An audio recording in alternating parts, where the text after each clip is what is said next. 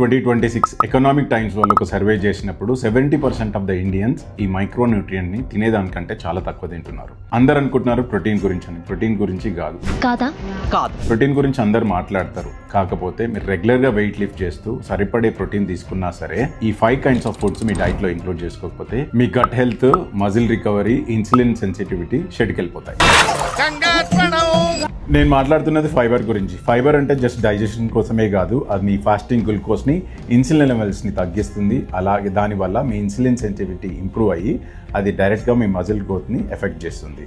సింపుల్గా చెప్పాలంటే fibre foods తీసుకోవడం వల్ల గట్ హెల్త్ ఇంప్రూవ్ అవుతుంది, షుగర్ కంట్రోల్లో హెల్ప్ చేస్తుంది, స్టేబుల్గా ఎనర్జీ ఉంచుతుంది. ఫైబర్ ఉన్న ఫుడ్ కేటగిరీస్ మీ డైట్లో ఇంక్లూడ్ చేసుకోండి. ఫస్ట్ వన్ లెజ్యూమ్స్లో లెంటిల్స్, చిక్ పీస్, హోల్ గ్రెయిన్స్లో ఓట్స్, బార్లీ, కినోవా, అండ్ ఫ్రూట్స్లో యాపిల్స్ అండ్ అవకాడోస్, సీడ్స్లో chia seeds, flaxseeds, and వెజిటేబుల్స్లో క్యారెట్స్, కుకుంబర్. మీకు డీటెయిల్గా ఫైబర్ ఫుడ్స్ కావాలంటే కమెంట్లో ఫైబర్ అని పెట్టండి. I'll send you the list of fibre foods.